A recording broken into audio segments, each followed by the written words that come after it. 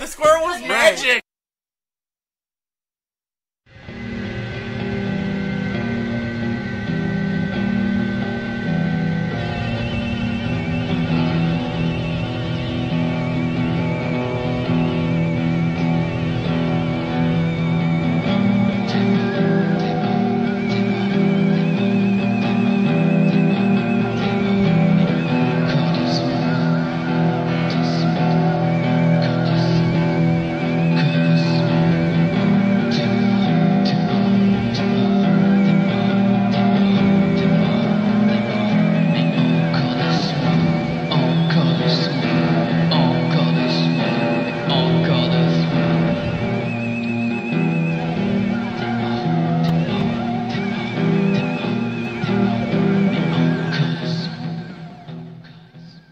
Beware your human heart. This is the Diabolical Index for Monday, March 26th, 2018, where the pages of the uncanny reside. This is a non-entry episode, number 4, I believe. So we're creeping up on double digits, which is always a lot of fun. I can't remember the last time I was creeping up on double digits. I was probably in the womb. I have no idea. But a couple things to mention. Thank you to everyone who contributed and donated to the Indiegogo account for the Cinematic Reality Studio 605's new opus coming out soon. I have no idea what the timetable on that is, but Brandon and the gang are totally pumped to have their coffers full and ready to go for the Indie Horror King's new foray into thrillers. It'll be there, as far as I know. It'll be the first slasher they do without the benefit of a mask. So we'll see what the normal face of humans look like when they're doing their dirty deeds. And also, the GoFundMe for the new theme song from Roy's Good Looks for Pointless Discussions. They made their quote on that and then some. So they were able to get a new laptop, and that'll be wonderful for them. It'll just mean more great content. We've actually had a lot of people letting us know that there's more content to come, so keep your eyes peeled. You never know what's going to show up next, but that's very important. Also, coming down to the wire, almost forgot to mention it this month, but one of the first books that I covered on the Diabolical Index, Porcelain by Nate Southard, that's come out this month at Lethe Press. Is that it? Lethe? Leth? I'm not sure. Lethe press.com. So go check that out. Believe me, it'll keep you up at night. Especially not so much for the scary parts either. It'll be the stuff that you recognize in your own lives and remember from your own nightmares. So that's something that's important to check out. Also, tonight, brand new from the Deranged Minds Entertainment, Destiny and Tristan have another one for you. They put out Red Eye at the Midwest Horror Fest last year. It may have been other places too first. I'm not so sure if it was the debut or not, but it shocked everyone, and it made a definite impression. It was on all kinds of, I think it was on Amazon, Hulu, I think, maybe, I'm not sure about that one, but it was all over the place, and it was very divisive. There were a lot of people for it, a lot of people against it. It made a lot of buzz, a lot of controversy, but they're at it again. Their Indiegogo for their new feature, Inverted, started tonight. And so they've got some, I think their live cast just ended, or they might be midway through it now, but go to Deranged Minds Entertainment or just put Inverted, that Inverted movie. That will probably get you somewhere that you need to go. But check them out because they're new on the scene and they're totally knocking hats off everywhere they go. So check that out. Anything else I should mention? Am I forgetting anything? Yeah, so... Oh, yeah, there are other things to mention. The Births and Deaths, literary history. Definitely. There are some biggies this time. I'm actually kind of surprised that I missed this one last week, but John Fowles, the author of the Magus, I think he came with the Magus when he was teaching on a Greek island. I think that he might be a professor or he was a professor. He's no longer with us now, but he wrote the Magus, and it kind of was latched onto by the hippie culture,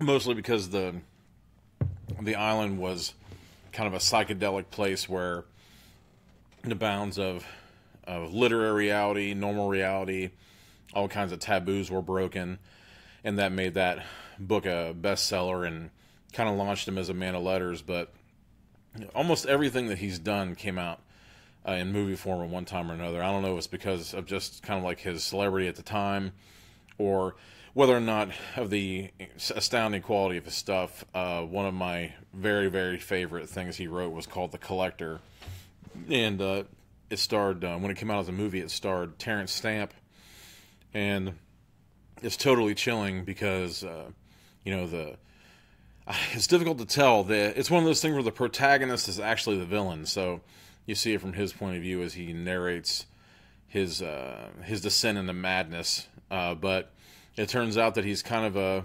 nerd and kind of a outcast, and not physically powerful, but somehow he manages to collect a few things. Actually, he collects on a lottery, like pool, that he wins at work, and then once he's got money in hand, he uses the gains that he gets from that to ensnare and collect a person. Actually, a young woman that goes to an art college near his home, and he kind of has these opinions about how everyone thinks they're so high and mighty, and now that he's kind of like the nouveau riche and he's grown to this height, he's going to take him down a peg or two, and mostly by collecting someone that he thinks that he couldn't have gotten in his former life. And actually it kind of goes back to his love of the collecting of butterflies, rare butterflies and moths that he pegs to his table.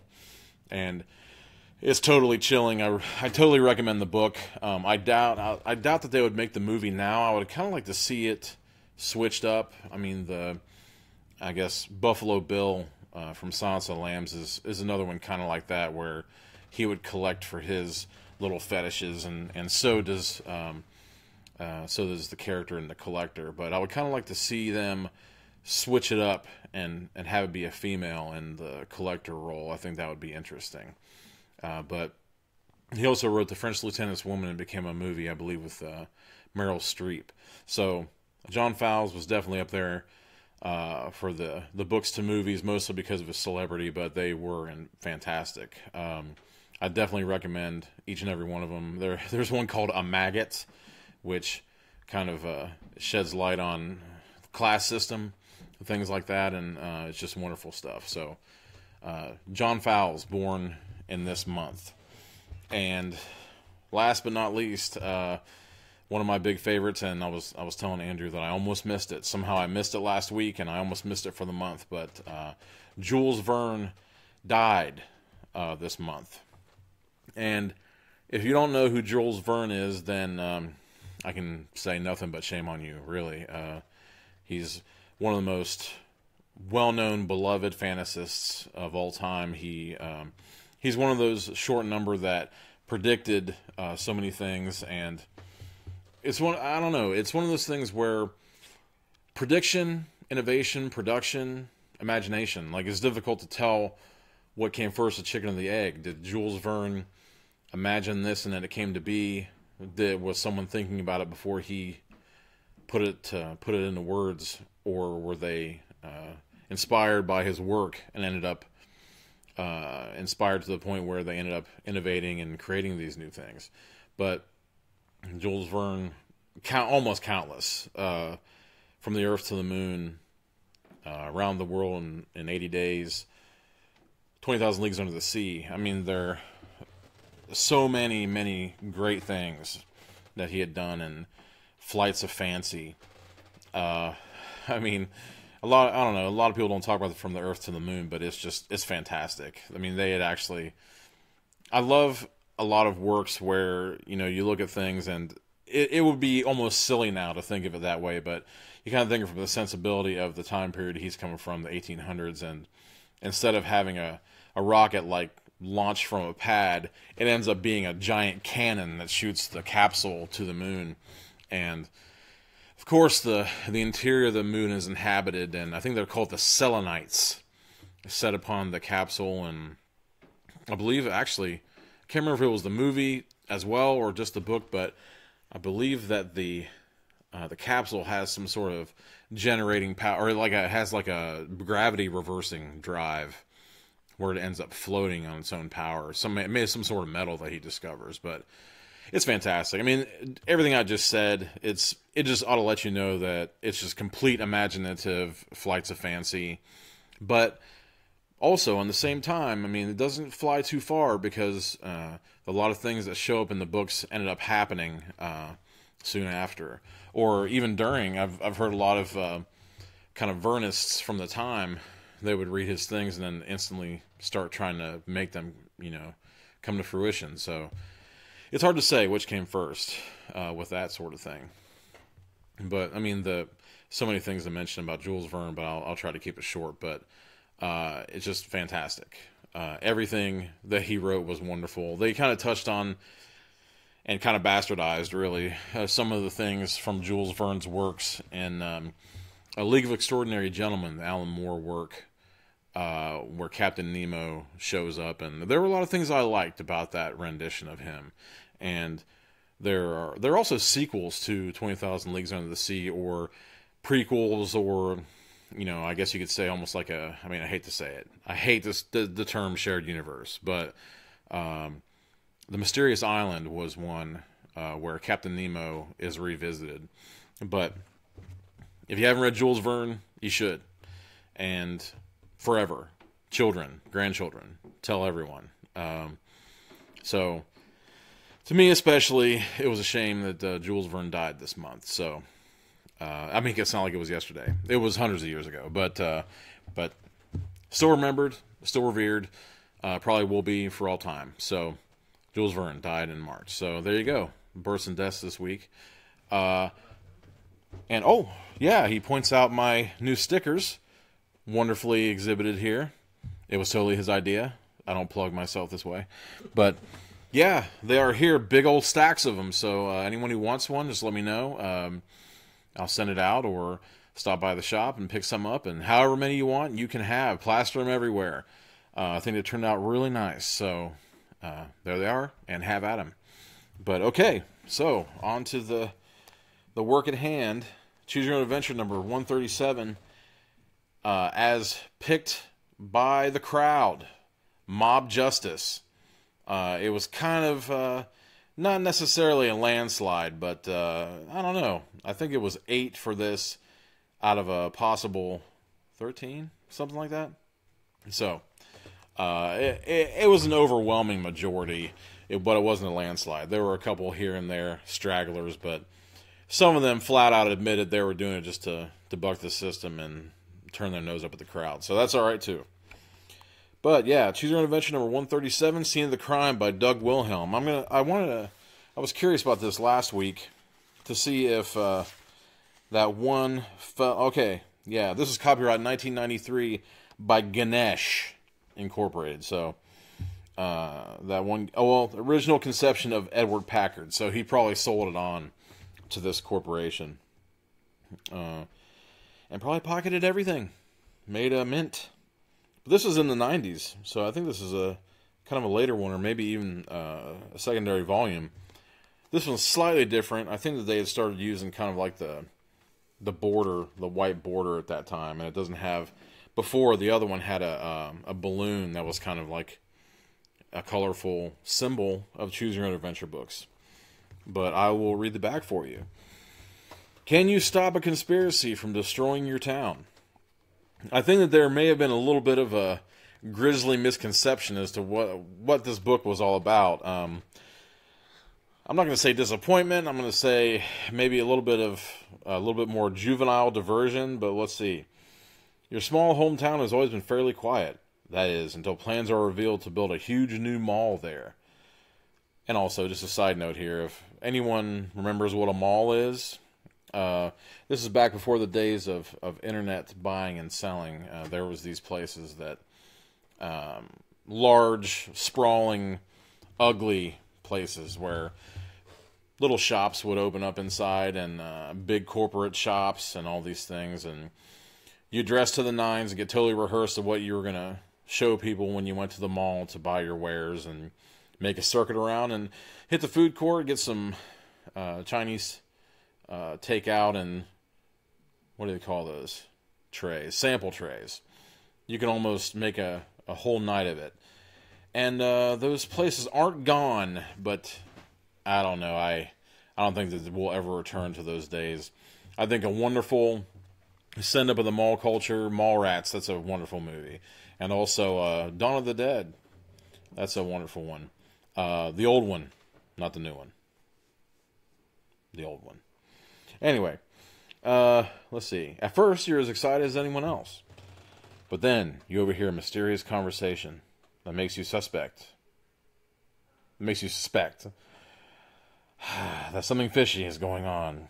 The town council is meeting in just a few hours to decide whether or not to approve the final plans for the mall. Should you go to the police and tell them what you heard, or would it be better to speak up at the town council meeting yourself? I'm really hoping that the foundation, like pouring the foundation, and somebody gets dumped into it. Some, like, skeletons in the closet action. Jimmy Hoffa, yeah, something like that. Because I don't know, this might be small town politics, and believe you me, I've had a belly full of that in the last few months. I'll tell you about that some other time. But what happens next in the story, it all depends on the choices you make. How does the story end? Only you can find out. And the best part, you can keep reading and rereading until you've had not one, but many incredible adventures. And that is Scene of the Crime, number 137. Let's see.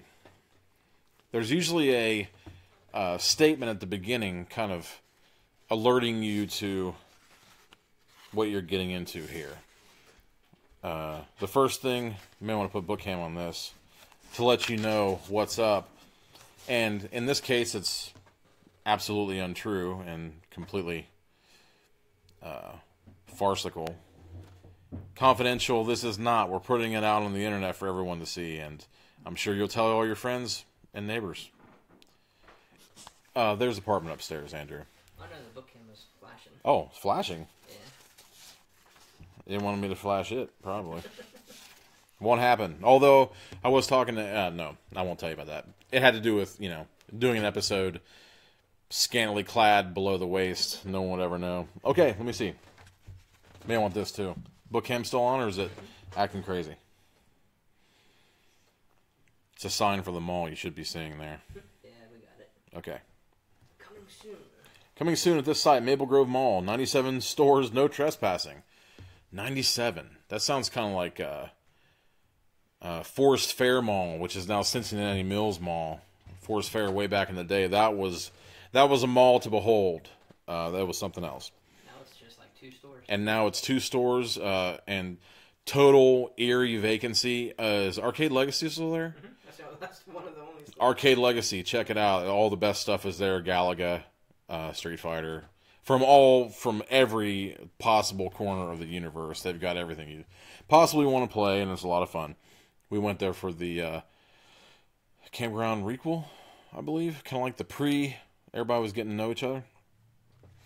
Anyway, first page. Warning. Do not read this book straight through from beginning to end.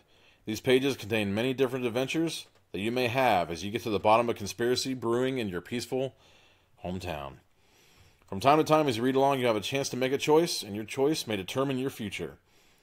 The adventures you have are the results of your choices. You're responsible because you choose. I do not choose. You choose. After you make your decision, follow the instructions to find out what happens to you next. Think carefully before you act. The people you're up against are ruthless, and they'll do almost anything. There's the juvenile part there. Almost anything to make sure their plans are carried out. You're the only one who knows what they're up to, but can you stop them? If you try, you'll have to be ready for anything. Bribery, kidnapping, even murder. Good luck. All right. Bookham.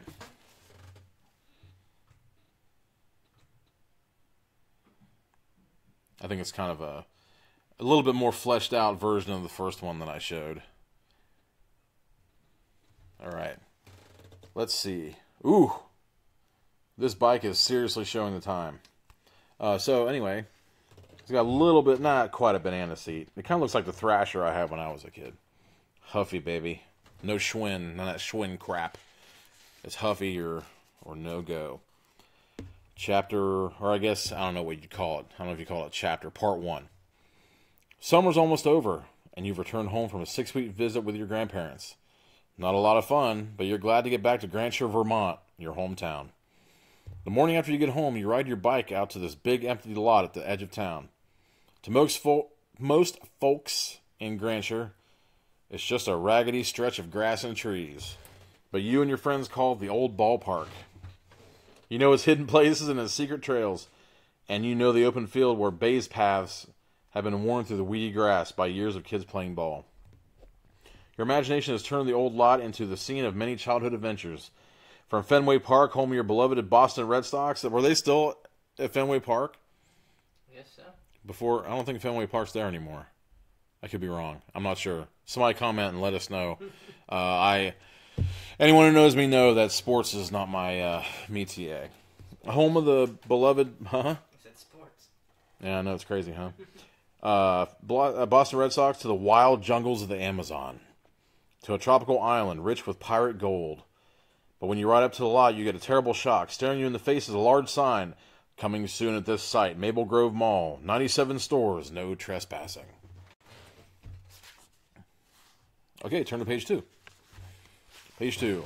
You can't believe your eyes. You turn your bike around and pedal fast to the office of Hornbeck Real Estate, where your mother works. When you run inside, she's talking on the phone.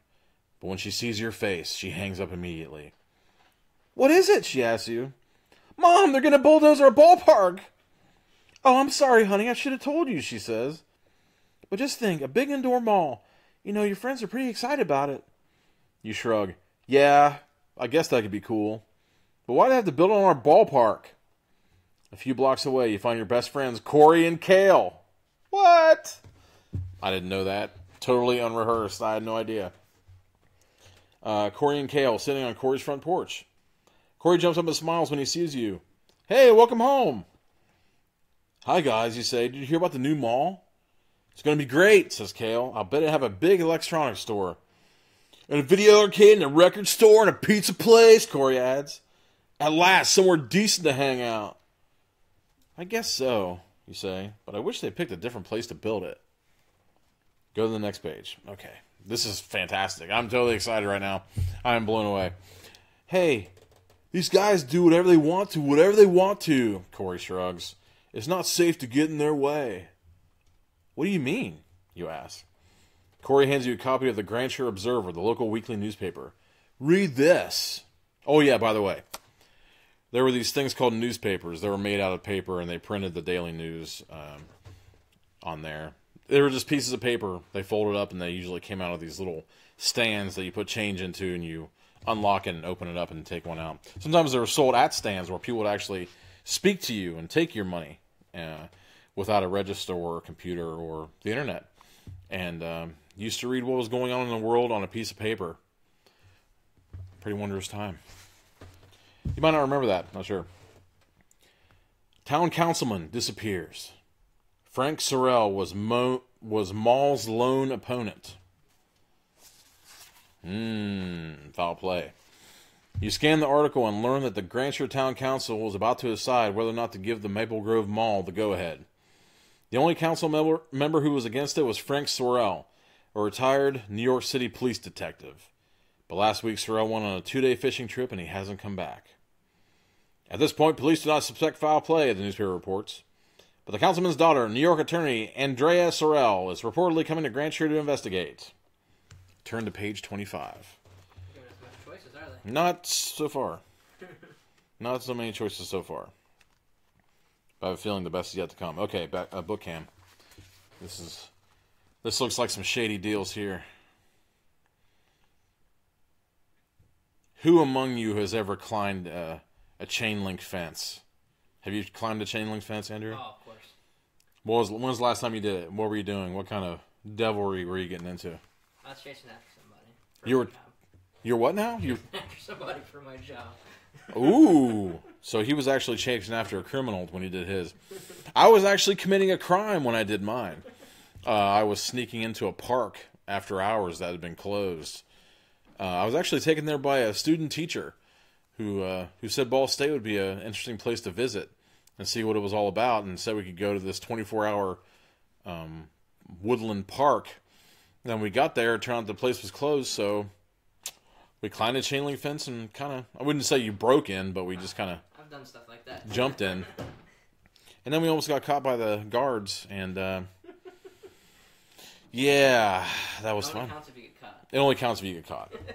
So, I don't even remember the name of the park. I'm sure there's going to be people, at least one person who's watching this now who remembers the name of that park, and I got nothing. I'm sure it had park in the name. Or woods. Probably woods, too. You spend the rest of the day thinking about the mall. You wonder if it's possible that the mall developers took Frank Sorrell out of the way.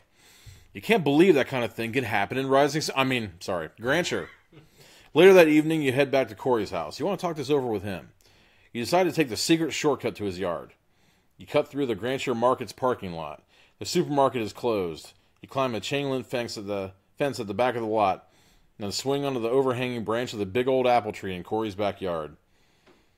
You're about to jump down from the tree into the yard when a long, dark car with its headlights off comes around the back corner of the supermarket. You stop and watch as the car comes to a stop a few feet below your perch. The motor is running. A moment later, a second car, a battered white sedan, pulls up beside the first car. Turn to page 9. I smell a decision. There has to be a decision. It's just choose your own adventure. The only choice you had is. I think that this is a turn your own adventure. Both cars' lights are off, but both engines remain running. You notice that both cars have radio antennas with odd squiggly things in the middle that look like sections of notebook spiral. Okay? You hear a whir as the dark car's push-button window lowers. The driver of the white car cranks down his window. You can just see his face, and you recognize him as town councilman Art Collins. Collins talks cheerfully in a gravelly voice. Trying to hear better, you crawl very slowly out along the tree's lowest branch. You lie very still, hugging the branch as you listen. "We're getting close," you hear Collins say. "It's all gonna pay off." "Good," says a man's voice from the dark car, "because it has to." Now a hand emerges from the dark car. It holds a thick manila envelope. Councilman Collins takes the envelope and nods. "We'll do this one more time, right?" says Collins. "The night after the vote. That'll be the big payment." "Yes," says the other voice. "We'll make the connection in the same way." Collins rolls up his window and drives out of the parking lot. The dark car waits a few minutes. Then it leaves, too. Turn to page 46. This is riveting. I'm riveted. Totally riveted to the spot.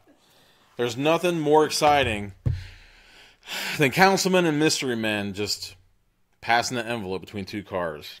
I can't believe that a kid would be even turning anymore past this. I mean, they said the word sedan.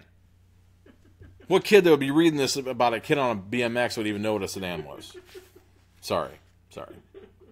Your mind is racing. Maybe they knew that adults would be reading this in 2018. They knew that was a show. 25 years later. 25 years. 1993. Wow. Christ. Getting old. Yeah, man. Your mind is racing as you watch the dark car drive away. You almost can't believe what you've just seen and heard.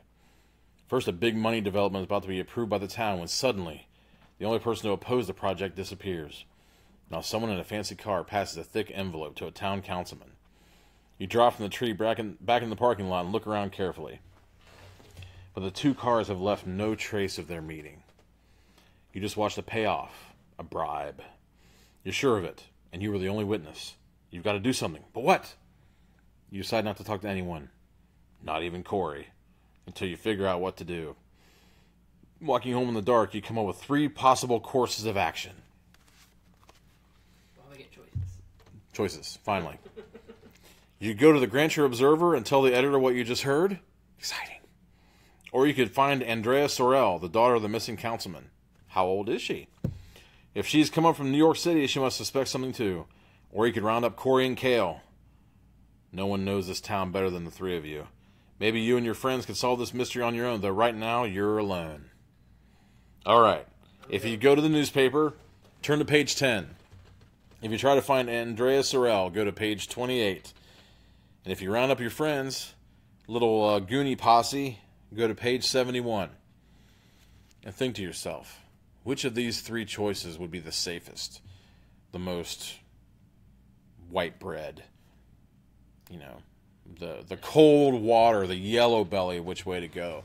And then the other one, or one other one, which would be the most exciting course of action, and then try to find something in between. And then you realize that all three of these are pretty much boring at this point. We're not really sure what's going to transpire. There aren't any fish people. There aren't any rocketing away in a stolen capsule from the space program, 1980, whatever. There's no terror of asphyxiation, drowning, you know, being put in a fish tank used for the pleasure of aliens all over the universe. But there could be. You never know. It might take you back to the time when malls and BMX bikes and spiral notebooks were your whole life. And somehow you knew what a sedan and a payoff and, you know, how important a councilman was. This kid seems like a pretty good detective. I'm not sure how old he is, but I don't know. He seems to know a hell of a lot about the seedy underbelly of small town politics. So, I don't know. The choices, real quick, are, if you want to go to the newspaper, go to page 10. If you want to try to find Andrea Sorrell, the daughter of the ill-fated detective, go to 28. Or if you want to hook up with your friends and see if you can't get the Scooby Gang together and see what's up, page 71. I'm going with... see, the fact that you're telling me what your decision is means that no one has... Paul said so. Oh, okay, cool. We Awesome. 171. And I'm okay. Go with 71 as well. Because, you know, you gotta get the Stranger Thing vibe. The Stranger Thing vibe? Don't tell me too much. I still haven't watched that show. Everyone thinks I'm a lunatic. Everyone thinks that I should have watched that show months ago. And it's a thing where there's so many Netflix shows that I need to watch that I just haven't gotten around to it yet, even though apparently that ought to be the number one on my list. Everything is going to be spoiled in no time if I don't watch that show, because it's become like an ironclad cultural phenomenon in this country. So I don't know, maybe so. But, I mean, I guess it's... Stranger Things is just Goonies anyway, right? So, pretty much? Same thing, yeah. Mm-hmm.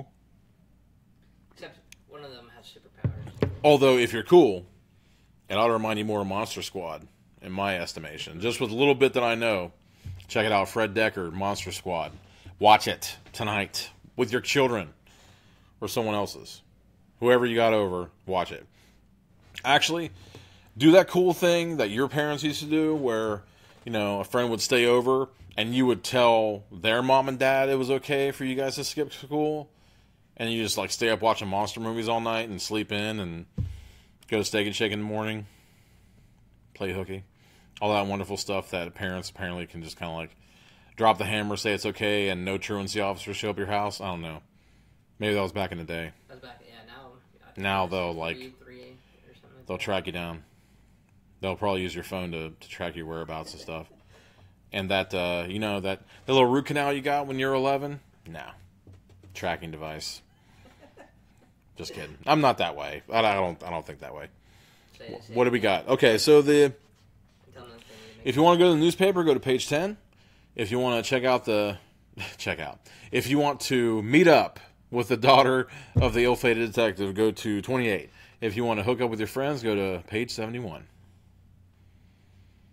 Who's in the lead so far? I have a feeling it's the Friends all the way.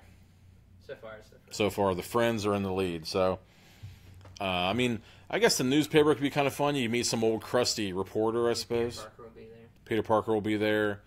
And all those other superheroes that somehow worked at newspapers. I'm not going to mention that one guy because glasses do not fool me. I don't care what you say. I mean, they changed the shape of your face, I guess. He would have been wearing like some kind of horrifically bad prescription to even mask his face at all. And the muscles. I mean, you would have to go to Men's Warehouse and have them give you some kind of absolutely well... I mean, not even well-tailored. It would have to be insanely, geniusly well-tailored to not show off the amazing physique of Superman, so... I digress. But like I said, that's what non-entry episodes are for. I'm allowed to digress a little bit. So, where are we so far? I don't feel like waiting around too long because this is like the... Going with friends, man. What's that now? Going with the friends. Going with the friends. Okay. So, page 71. But everybody remember 47, so we can go back there when we're going to fall into a pit or get shot by some gangster dude. You want to see what they look like? Go to book cam.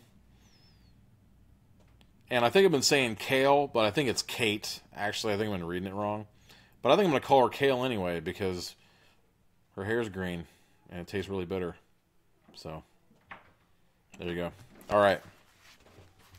You, Corey, and Kale have tackled plenty of problems in the past. You decide to enlist their help with this mystery. The next morning, you meet them at the old ballpark. Now, see, in this picture, there are multiple gigantic trees in the way, so I'm not exactly sure where they were playing ball here. And the three of you sit beneath a clump of birch trees and gaze out at the weedy lot as you tell them the whole story. You sure that's what you heard? Corey asks. Positive. How do you know the guy in the white car was a town councilman, says Kale. Because I recognized him, you say. I got a good look at him. It was Collins, I'm sure of it. Okay, something illegal was going on, Corey said. What can we do about it? We can get evidence, you say. Real solid evidence. How? Asks Kale. You study your friends. Corey's the quick thinker in your little group. Yeah! Best believe. The one you want with you in a tight spot. Kale has a real talent for technology. She's a whiz with any gadget she can get her hands on. At that point, it's probably like ColecoVision. Maybe a calculator. I don't know. Atari, maybe? Maybe some sort of cell phone that you have to carry around this gigantic battery-packed briefcase. Watch Big Lebowski. They got one in there. We can do it, you say, but we need a strategy, so let's think. What do we know so far? Absolutely buckus. Let's see. 111. Oop, they're stuck together. What does that mean? We know one councilman is missing. Oh, sorry. I got my voices straight. We know one councilman is missing, says Corey. We know Councilman Collins is involved in some sneaky way, says Kale. We know there's been a passing of envelopes. There's been a passing of envelopes. We know there'll be one more pass. The big one, you add. Right. We're pretty sure the main guy is the one that drives that long, dark car. We know he met Collins behind the Grandshire Market. And, you add, they said they'd make the connection again in the usual way. Jeez. Which probably means behind the Grandshire. Which probably means behind the Grandshire Market, says Corey. We can stake it out. They're going into a dumpster. There's no doubt about it. Oh, I find it really funny. Kale looks excited. Why not? If all three of us say we saw him, that counts for something, right? I guess so, you answer, but Collins said he'd pick up the final payment the night after the vote. How do we know when that is? I happen to know, says Kale, that the town council is voting tonight on improving the mall. With that one councilman out of the way, it's a cinch they'll have the go-ahead. These are kids, right? Are these children? They listen to a lot of NPR, right? I guess. Good God. They probably listen to like Cagney and Lacey, or they were watching Cagney and Lacey. Or Hill Street Blues. That was way before your time, probably. How did you happen to know that, you say? I happened to read the town newspaper, Kale says. The newspaper, Corey muses. That gives me another idea. Turn to page 72. I'll be a son of a bitch. Was that one of the options before? Well, okay, there are more options. What is it, you ask? Well, Corey says, wouldn't you like to find out more about Collins and his dark car guy? Maybe we can really get the goods on him. How, says Kale. We do a story on the mall for the Grandshire Observer, Corey says. That'll let us ask questions on anyone's getting suspicious. But why would the paper let 3 kids be reporters? Corey grins. Kids in towns want to know about this mall, right? So why wouldn't the town paper want a story about the mall from the kids' point of view? It's not a bad idea, says Kale. Except for one thing. If these guys pass their final bribe tomorrow night, and we don't witness it, we might lose our one big chance to catch them in the act. That's true, I guess, Corey says. He turns to you. What do you think? Should we just stake out the parking lot tomorrow night, or try to become investigative reporters? Oh my gosh! I bet you guys are so glad that you picked scene of the crime. Oh, I should have just been making up murders. Just making them up. Just coming up on the fly. Corey falls out of the branch, gets stuck on the... If you decide to stake out the parking lot, obviously in a dumpster, I don't know where else it could be. Turn to page 102. If you want to try to become reporters, go to page 82. That is cracking me up that the kid said, or we could become investigative reporters. Oh... That's cracking me up. I'm sorry. I think I might be the only one on the internet tonight that's laughing at this, but I can do nothing but laugh. There's nothing else I can do because so far, oh my God. Have you put the cover up? Did everybody see the cover? It's been up the whole time. Okay, cool. Because the cover looks nice and mysterious. What's the girl holding? Oh, they're doing the... Oh, they're just holding up They're holding a mic, I think. Okay, she's holding up the mic, and yeah, he does the flash, so they can totally see them. But then again, I mean, the guy's like standing up, just kind of handing him it's almost like they were setting up the photo. This is a Peter Parker photo. It's totally a Peter Parker photo. So, all right. If you want to stake out the parking lot, 102. If you want to become reporters, page 82. I mean, I guess it could work. I guess you could become a reporter. I mean, you wouldn't be becoming a reporter. They just would think that you're a kid just being really vivacious and crazy and reporting on something. So, which one would you guys want to do? I have a feeling you guys are going to stake out the parking lot. I don't know. You're a bunch of voyeurs. I know it full well. I mean, you're watching my live antics right now with this wonderfully exciting book. So, I can only guess that you want to be watching them from the... Andrew's holding up 2 and 1. Is that 2 for... 82 and 1 for the dumpster. Unless 82 is both. 2 is for reporters? Yeah. And 1's for the... I am totally shocked. I'm going for the dumpster. Somebody breathe. What's that? Oh my God. He's creating a tie. So now we got 2 for the dumpster and 2 for becoming investigative reporters. 9 on your side. Who's who? Who are the names? Call them out. We got Paul on 82, Christine on 82, and then Jennifer in the dumpster. Jennifer's in the dumpster? Mm-hmm. I'm shocked. That He really... wants to go hide in the alleyway, I guess. You don't know it's a dumpster yet. I know it's going to be a dumpster. It has to be. Has to be. Unless you're... They're in the open field. Although it would crack me up if they were like dressed up like scarecrows. That would crack me up. But then again, I guess they're just like kind of standing there on the cover. They're just like hiding behind the bushes with their microphone and flash just totally raised, poised to go. So we need a tiebreaker. Somebody to come out of the weeds and break this tie. This is probably going to be the fastest one we've ever done. There's no interest in going back and trying to get killed? No. Yeah, maybe. He said, is there any interest in trying to go back and get killed? Yeah, definitely. Absolutely. Yeah. So, let's see. Dumpster. We got another one. Another one's for a dumpster? So 3 for the dumpster? Well, I mean, yeah. 3 for the... Okay, so it's the stakeout. And it might not be... After all this talk about the dumpster, it might not be in a dumpster. I don't know. But I don't see how it could possibly be... But then again... Jennifer said, no, you're not. No, I'm not what? No, you're not. I don't know. I don't remember. You think I know what I said last? I have no idea. Or maybe I said I'm sorry. I can see her saying that I'm not sorry. Maybe that. Maybe. I don't know. Who knows? All right, so we're going to the dumpster. Our time to be reporters is not going to happen. 102. Let's go for the stakeout, you say. That seems like our best shot. At the appointed time, just before 9 p.m.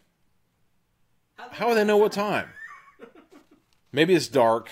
Maybe it's just time. I don't know. I'm not sure. Just before 9 p.m. You, Corey, and Kale meet in Corey's backyard. All the lights are still on the market. Oh, I see. You report, but it should be getting ready to close. Let's hope we're lucky and they just show up, Kale says. Not lucky, smart, Corey says. I think we should each pick a hiding place that'll get us close enough to see and hear what's going on. The lights went off in the market. You interrupt. Let's get into position. Without another word, the three of you swing up into the apple tree. Could this be more innocent? Come on, I need some seediness. Wait, I need to show you this. Look how innocent they look. Any guesses on age here? They seem pretty tall. I'd say like 12 and 11. Yeah, I guess they're pretty smart. And I can't quite tell. It looks like Kale has this really punk looking. I can't tell if she's got a. I can't tell. Kind of looks like she has the haircut of the girl from Napoleon Dynamite. The girlfriend. Can't remember her name. Maybe that's horrific that I don't know her name. I remember the llama's name over her. Yeah. We may not have much time, you tell your friends. The three of you straddle a low branch of the tree so you're overlooking the parking lot. There's not much to see down there except a dark green dumpster. Yes, thank you very much. Behind it's a pile of large cardboard boxes. One of us should hide in those boxes, you decide. Yuck, says Kale. I'm not going in those slimy things. Okay, then you get the even tastier choice. I'm not making it up, that's what he says. Which is, you smile and point to the dumpster. Forget it, says Kale. No conspiracy is worth that. All right, you answer. Kale, you stay up here. Corey, you hide in the boxes. I'll take the dumpster. Okay, let's hustle then, says Corey. The bad guys could arrive any minute. You and Corey drop into the parking lot as Kale slips back into the branches. Turn to page 60. Choose your own boredom. Wait. Oh, now we're seeing some... Okay, there's some breaking of the law happening here. That's a big dumpster. How tall is it, damn? That can't be... Oh my god! Okay, that is a massive dumpster, dude. Good lord. Okay, I'm going to show that again. Just from the comparison of their height, that thing is massive. That's got to be the biggest dumpster I've ever seen in my life. That's almost like one of those containers they take in like shipping docks, like an A-team. You approach the dumpster nervously. Give me a boost, okay? You whisper to Corey. You place your foot in his cupped hands, push yourself up, and look in. To your dismay, the dumpster is nearly full. Oh well, you sigh. Here goes. You pull yourself over the rim and tumble in. Your sneakers land on something slippery and soft. Your left leg is wet. Suddenly you hear a funny beeping sound coming from the parking lot. You look over the rim of the dumpster. You see a pair of red taillights glowing as a garbage truck backs in. Oh! Stunned, you wonder for an instant what to do. If you jump out, the truck may not see you. You could be crushed. Teenage Mutant Ninja Turtle style. The truck is only a few yards away from now. You would think there'd be a choice, wouldn't you? Don't get all bent out of shape. The truck is only a few yards away. Something moves above the truck, and you see Kale swing down on the branch and drop into the parking lot. She's trying to stop the truck, but it's backing up too fast. Oh! Let me back up a little bit. You see Kale swing down on a branch and into the parking lot. She's trying to stop the truck, but it's backing up too fast. The truck's left rear corner smacks her full in the chest. Damn. She crumples to the pavement, and the truck keeps backing up. This is getting good real fast. Yeah. Well, I'm not gonna celebrate yet. I mean, it's called Scene of the Crime. I mean, come on. They're talking about sedans and envelopes passing and shit. I want to see. Kale! You scream. Hey, stop! But the beeping noise drowns out your voice. Then a second figure dashes out from behind the dumpster. It's Corey. He runs and flings himself up in the... This is getting really action-packed here. He runs and flings himself up on the truck's running board and pounds on the driver's door. The truck stops. You heave yourself over the rim of the dumpster and drop to the ground. Kale is lying motionless 2 inches from the truck's huge rear tire. Corey and the driver come running around the truck that crouched beside you. Kale, you whisper, Kale! There's no answer. The trucker places a large hand gently on your friend's temple. She's got a good pulse. She's breathing okay, but she's out. He stands up. I'll ready you for the rescue squad. They'll be here in about 2 minutes. She'll be okay. What were you kids doing back here anyway? Turn to page 93. Crap. Oh, you answer. We were just dumpster diving, says Corey. Trucker looks confused. Dumpster diving? Yeah, says Corey. You know, looking for good stuff. Of course. The guy named Corey is, he's just digging through the trash. Just like thrifting. Oh, boy. Oh, great, says the driver as he walks to his cab. This is going to make my job real interesting. As the driver radios for help, you look at Corey. Dumpster diving, you say? How do you think of this stuff? Corey smiles and shrugs. It's a talent, I guess. You shake your head. I guess we don't have much of a talent for crime solving, though. Maybe we should tell the police what you saw, Corey says. This is too big for the Grantshire cops. Yes, sir. Tomorrow morning we're going to call the FBI. Corey whistles. Okay, he says, but you do the talking. Don't worry, you say with a smile. You're a bit nervous, but you can't wait to make that call. The end. Is the kid okay? You don't find out. I guess she just got knocked out. Oh, man. I wasn't expecting that. I was not expecting that. Okay, so where did do you remember where the other ones fell in line? We got the newspaper and Andrea Sorrell. Those are the other two choices. Because I think that's the first choice we had, right? Was back at the newspaper thing? We just kept going. Well, we had 3 choices, and I think they went to the newspaper again, didn't they? 71? No, that was Rounding Up Your Friends. Was 71. So I went back to the first choice. So, everyone, if you're still there, do you want to check out I keep saying check her out. This is that part in Ghostbusters all over again. Do you want to talk to Andrea Sorrell, the daughter of the ill-fated detective, and go to 28, or do you want to go to the Observer and find out about becoming investigative reporters and go to page 10? They didn't give us a lot of choices. No, not so far. Although, there's some stuff. I'm flipping. I'm seeing a lot of pictures, so I guess there could be something. Although, dead serious, I was not expecting that dumpster thing. I thought she was toast. I thought she was toast on that one. Because, why bring it up?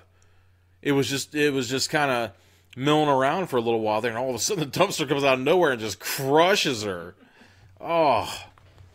But then again, full disclosure, how fast is any garbage truck? I suppose so if you're 12 or whatever, We got 1 for 10. 1 for 10? Mm-hmm. Who's that? Lena. Oh, Lena. Okay, cool. Yeah, this is one of Lena's picks tonight. She was all about seeing the crime, so I hope you're proud of yourself. I hope you're really happy. 2 for what? 10. 2 for 10? Let's just go. All right. Yeah, let's just go. 2 for 10. 2 for 10. And 10 for 2. Oh, my God. I'm losing my mind. Okay, let's see this guy. I'm doomed to look like this guy. I have gotten so much flack for shaving my mutton chops off. Everybody probably thinks I look like this guy. You wouldn't believe it, man. Like, my boss, flat out. The boss of where I work said that he's so pissed at me for shaving my mutton chops off. What is that? When does that happen? You let gauges into Kroger, and that's what you get. The next morning, you head for the office of the Grantshire Observer, which is in a weather-beaten wood building on the side street off of Coolidge Avenue, the main street in town. Wouldn't the main street in town be called Main Street? What's going on here? Coolidge Avenue. Coolidge Avenue. Maybe you took a shit there once. Inside, that'd be Calvin Coolidge, one of our presidents. Do you know who that is? Freaking Andrew. Inside the office, a mountain of papers nearly covers a desk, a computer, and a man who's losing his hair. The man blinks at you. Hi, he says. What can I do for you? I'm looking for the editor. I'm Lou Millman, the editor, he says. Also the reporter, the layout artist, and the ad salesman. The Observer's a pretty small paper. You tell Lou Millman that what you saw behind the Grantshire Market and that you suspect the town council is being bribed to approve the Maple Grove Mall. So you can investigate, you finish, right? But the editor shakes his head. I'm sorry, he says. The town council is going to vote on the mall project at 7 o'clock tonight. Next issue of the paper doesn't come out until Thursday. Even if I had time to do some kind of investigation, which I'm afraid I don't, it'll be too late to make a difference. Turn to page 94. Thanks for nothing! But paying off a town council member is against the law, you tell the editor. That's a big story.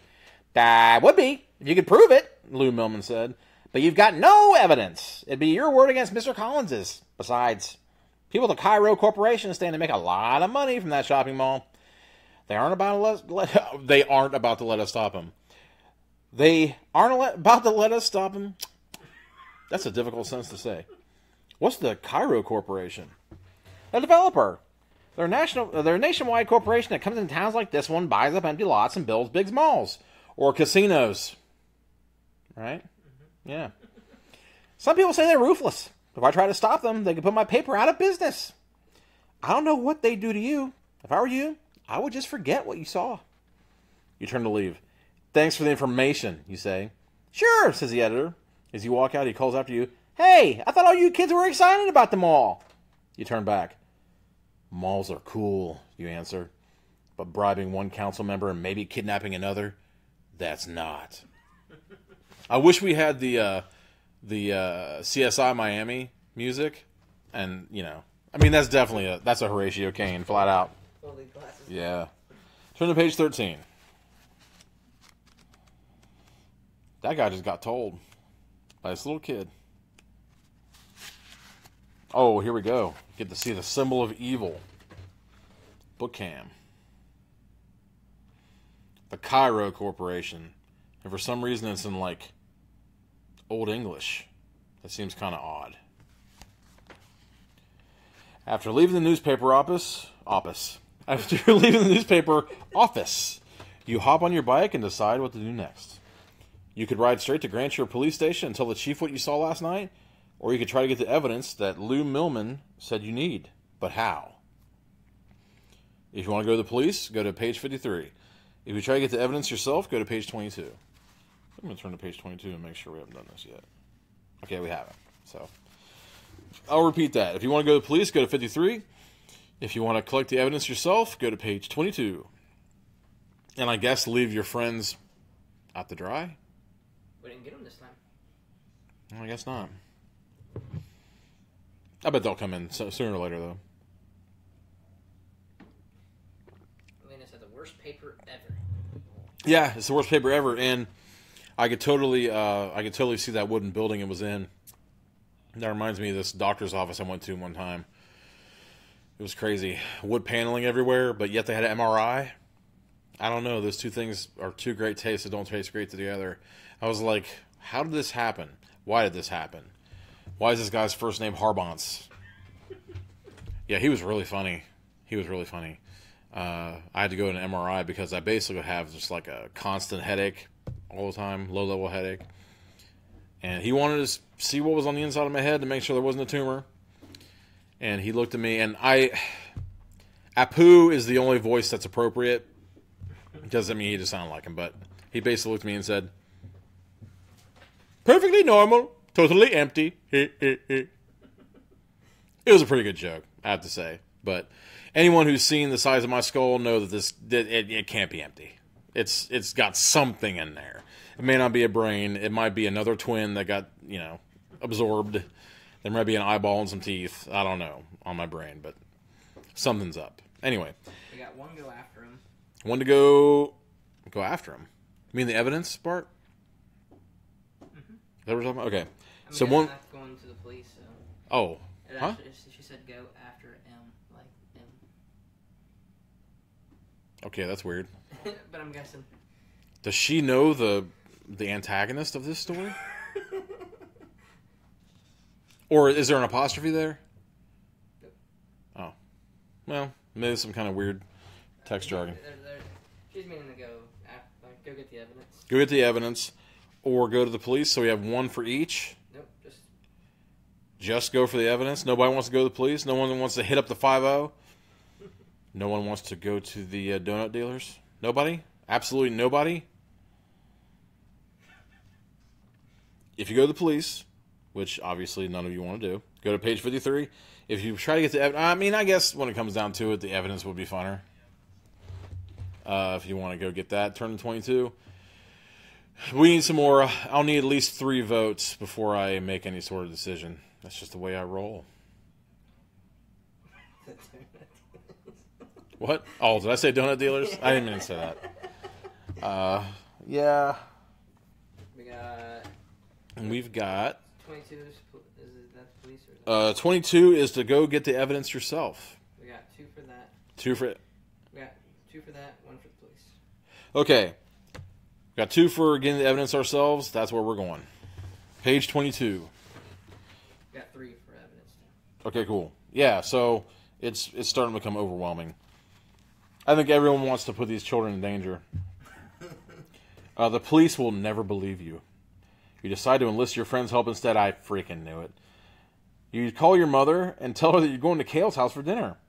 Actually, there's no time for dinner, but you are going to Kale's. You have an idea. You're going to need her help. Luckily for you, Kale's deeply into gadgetry. What's up, says Kale when she answers her door. Kale, if you wanted to secretly tape a conversation, how would you do it?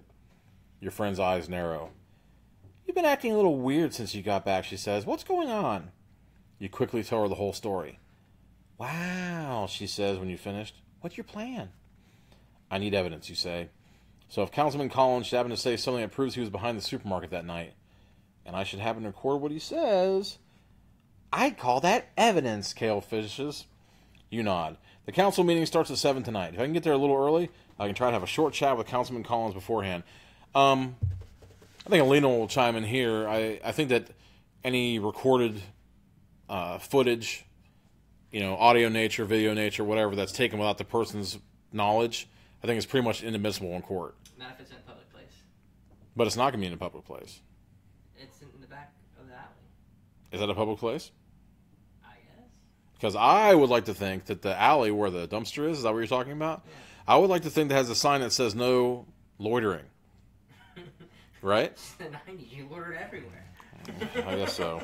Or is it the 80s? I don't know. No, this is the 90s, 1993. 2 years before I graduated. I call that evidence, Kale finishes. The council meeting starts at 7 tonight. If I can get there a little early, I can have a short chat with Councilman Collins beforehand. I just need you to fix me up with the equipment. He's going to wear a wire. He's going to wear a wire. Snitches get stitches. You came to the right place, says Kale with a grin. Turn to page 85. And on, and with the story. At 20 minutes before 7, you park your bike outside of Town Hall. Kale's tiny cassette recorders.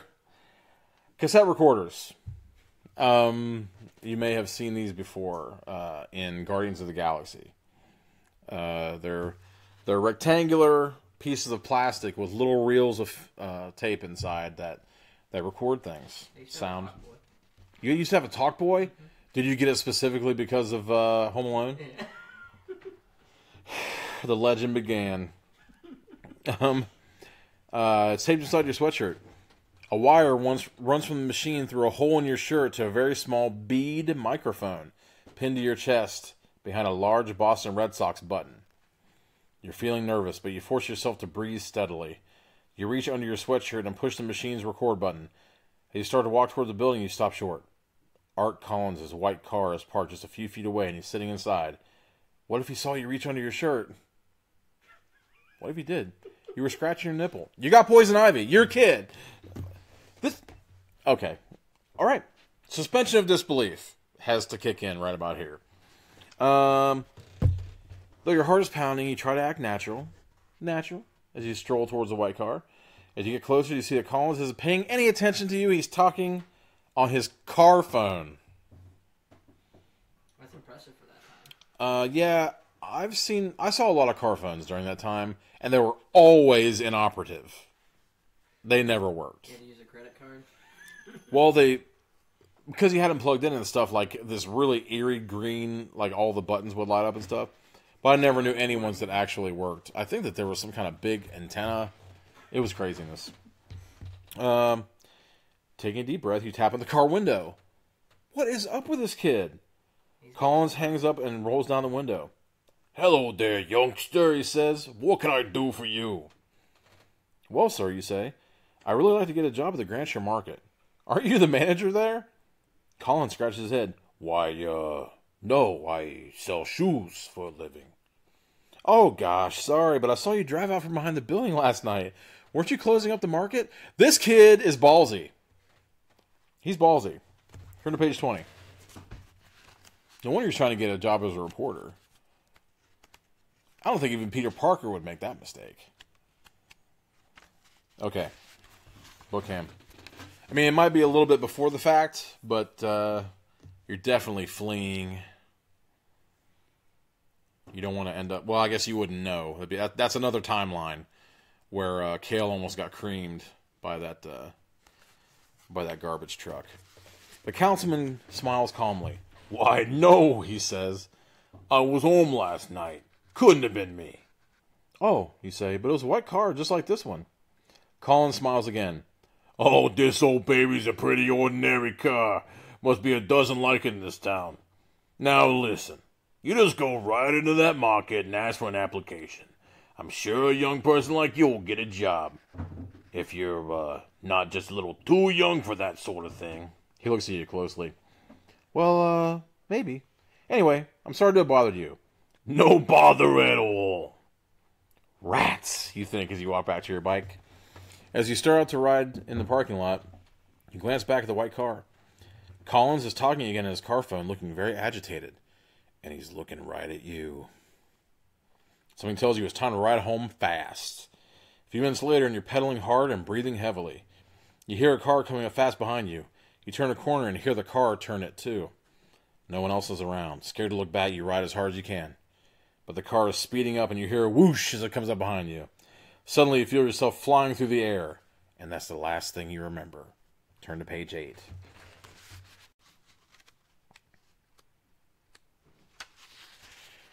They attempted an open casket, and your mother cried.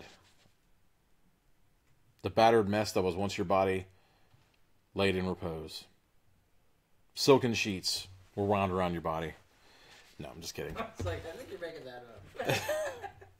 You wake up in a hospital bed. Not too far away. Your head hurts like crazy and your left shoulder is heavily bandaged. You can't move it, and it hurts too, and so do your ribs. All 3 of them. Your mother is sitting by your bed. She puts down a newspaper when you open your eyes. Oh, thank heavens, she says, you're awake. Mom, what happened? Some kind of hit and run. A car hit you from behind and knocked you into a tree. Your shoulder and chest took a lot of the impact, but your head smacked that tree pretty hard. You've had a serious concussion. You broke shoulder and 2 ribs. You've been unconscious for 3 days. Christ. 3 days, you repeat slowly. Incredible, isn't it? But look, the newspaper doesn't lie. The date on the Grantshire Observer says Thursday, 3 days after the town council meeting. And the headline reads, Maple Grove Mall will be built. I can't believe the hit-and-run driver didn't stop, your mother continues. If they had, they wouldn't have been a hit-and-run driver, now would they, Gladys? The police say they don't have any clues. The doctor says you're lucky to be alive. You lie back against the pillows and close your eyes. I can't remember anything. But I think they're right, you answer quietly. The end. There's a lot of near vehicular manslaughter around here, and I wish it would just kind of get to the point. Just kill them off already? Well, I don't know. I think he could have used like a nice eye patch or something. Alright. I guess that we're going to see Andrea Sorrell. That's the only thing left. This one doesn't give you, like, for real, a lot of choices. It's like you pick 2 things and then... just... Well, this was later on. He's complaining about the lack of choices. I think that this may have been a little bit later on, and, they just didn't feel like doing the work. I've said it before, and I'll say it again. I would totally... It gives me a headache. I made up a Choose Your Own Adventure that we did with the writing group one time, And I mapped out the whole thing myself in a matter of a couple of hours, and it is a grueling task trying to come up with everything that happens in these. So it might have been that they just wanted to kind of save some time. But, okay, so we're going to see Andrea Sorrell. The next morning, you pick up Corey and head for Frank Sorrell's house, hoping to talk to his daughter Andrea. But halfway there, you stop your bike at a red light. A long black car pulls up beside you. It was the one at the secret rendezvous. Corey, we gotta follow that car, you say. When the light changes, the car cruises ahead and turns onto a road leading into town. You and Corey ride as hard as you can down the road after it, but you lose sight of it after a few seconds. Let's keep going a little farther, you said.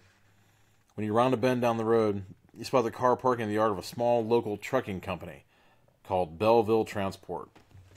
You and Corey pull your bikes off the road behind a maple tree and watch as a slim, blonde-haired man in a gray suit steps out of the dark car. He walks into the Belleville Transport office at one corner of the square, one-story. I don't know what's up with that. I'm having trouble. Square one-story building. What's he doing here? You whisper. I don't know, Corey answers. Maybe they kidnapped Sorrell and threw him into a truck. Oh, I guess they didn't find Sorrell dead. He just disappeared? He never came back. Okay, so he's not necessarily dead. He's just kind of out of the picture. You look over at your friend, Corey. That's not just a great idea. Suddenly, you're grabbed from behind. The prison bitchery starts now. Maybe not. I don't know. Let's see. It might not be that horrific. You twist around and see that the person who grabbed you is Grancher's chief of police, Marvin Turner. Despite his heft, the chief has snuck up behind you silently. Fat people can mask our sound. Wouldn't you agree, Andrew? Yeah. Wow. Hook, line, and sinker. He's got one big hand on each of you. You spot his cruiser parked farther down the road. I know kids get bored with swimming and squirt gun fights late in the summer, he says. But why spy on a trucking company? You stammer. Well, Chief, you don't want to tell him the truth. Trucks, Corey interrupts. We love trucks. Chief Turner smiles broadly. Ah, he says, letting you go of you and Corey. I used to like trucks too, but still, this is private property. But Chief, you say, we're not on their property. Chief Turner's face grows stern.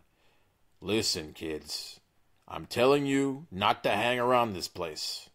If I see you here again, I'm going to have to cart you away and speak with your folks. This is your warning. He walks back to his patrol car.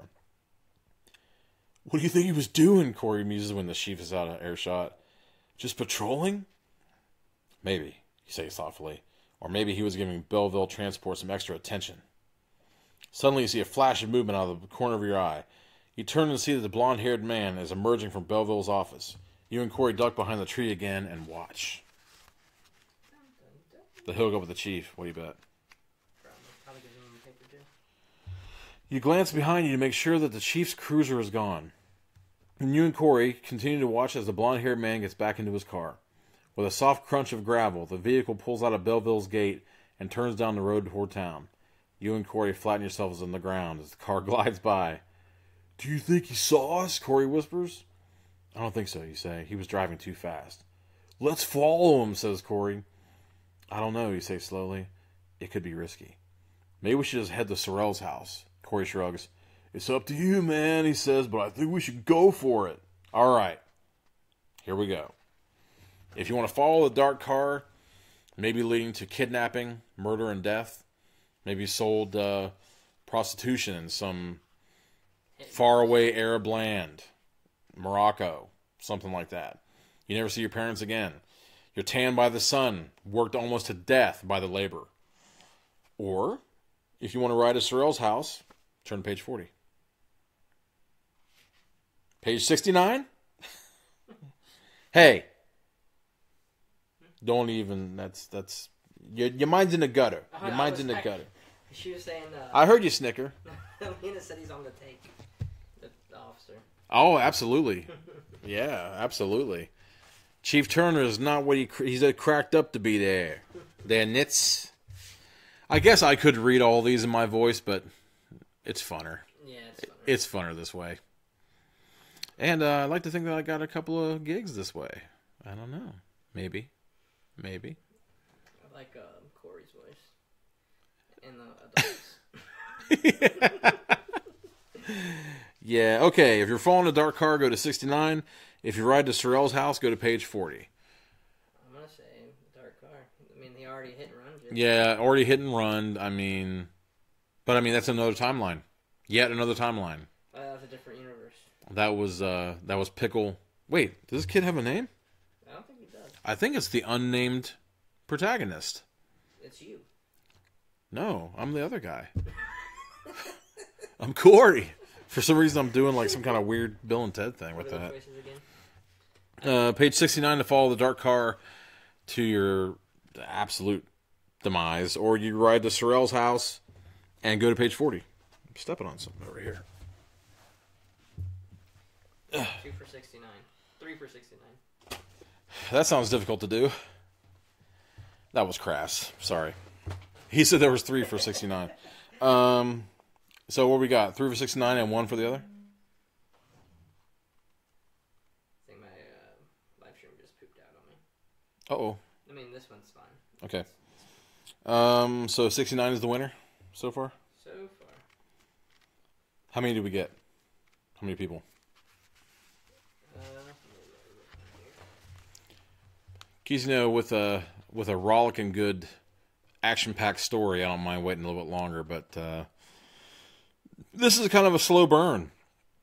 This is a little bit more of a mystery than we normally get into, so. We got just 3 for 69. Say the choices again real quick. We got more people watching. It's like 6 people watching. Okay. If you want to follow the dark car, turn to page 69. And if you want to go to Sorrell's house, go to page 40. So, I mean, there could be some things happening in page 40 when you go to Sorrell's house. I mean, we haven't met Andrea yet. Maybe there will be some kismet, some sparks. You never know. A little bit of a connection there. Or she could totally come out with you a blunt object. You never know. 1 for 40. 1 for 40. Yeah, Doc. That is not known as a majority. We're going to 69. All right, let's follow that car, you say. You and Corey grab your bikes and hit the road. I remember those days. Well, you pedal as hard as you can, but by the time you're around the bend, there's no sign of the car. But as you continue towards town, the dark car suddenly passes you from behind. It glides by very slowly and stops just in front of you. Oh, God! That makes my gut tighten up. I know this is just silly kid stuff, but man, when they know you're following them, that's scary in a movie, I think. Mm-hmm. The driver's door opens and the blonde-haired man steps out. He stands by the car and looks straight at you as you pedal by. His look is hard and cold. Wow. They're pretty cool under pressure. The car stopped right in front of him, and they just pedaled around it. That's funny. His look is hard and cold. You feel a chill of fear crawl down your spine. On page 33.